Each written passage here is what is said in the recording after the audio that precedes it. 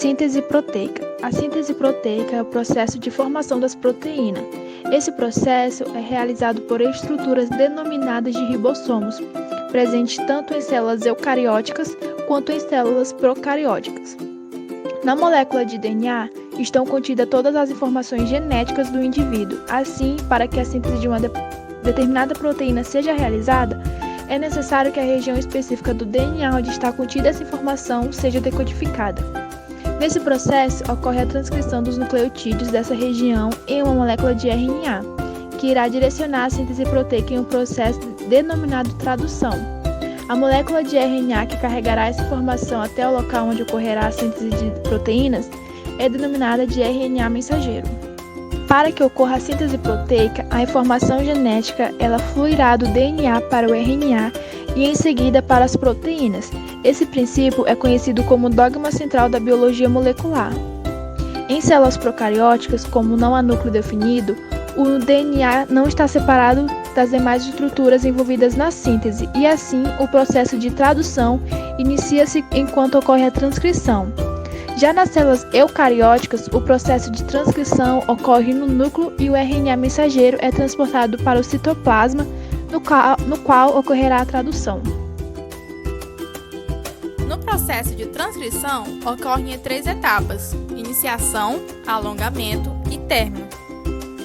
Durante a fase de iniciação, a região promotora do gene funciona como local de reconhecimento para a enzima RNA polimerase se ligar. Essa ligação faz com que a fita dupla hélice do DNA se desenrole e abra, lembrando que uma dessas fitas será usada como fita molde, dando início à fase de alongamento, onde a enzima polimerase se desloca durante a fita molde. E assim ela vai absorvendo bases nitrogenadas que estão livres no núcleo e vai unindo a fita de RNA mensageiro. Ela vai lendo essas informações até achar uma sequência de término, ou seja, uma sequência de nucleotídeos que está indicando onde acaba o gene. Feito isso, a RNA polimerase se desliga do DNA e a fita de RNA mensageiro é liberada livremente para o núcleo.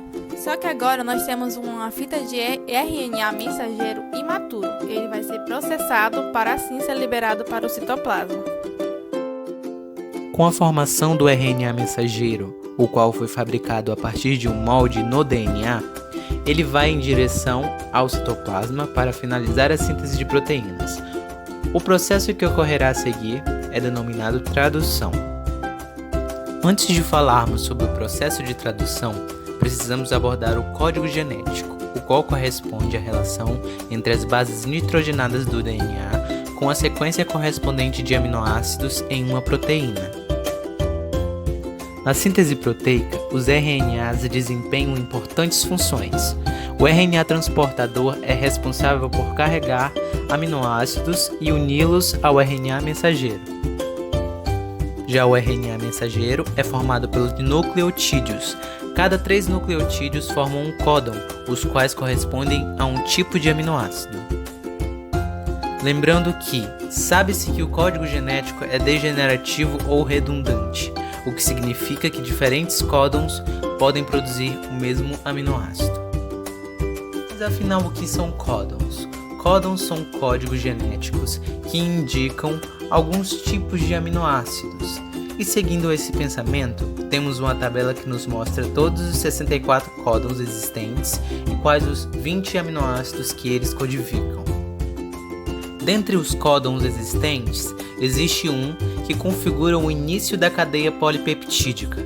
Esse códon é o A ou G, o qual codifica o aminoácido metionina, ou seja, todas as proteínas começarão com esse aminoácido.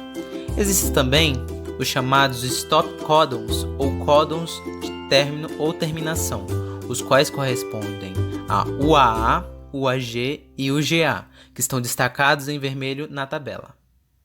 Agora que conhecemos os componentes desse processo, vamos falar como funciona a tradução.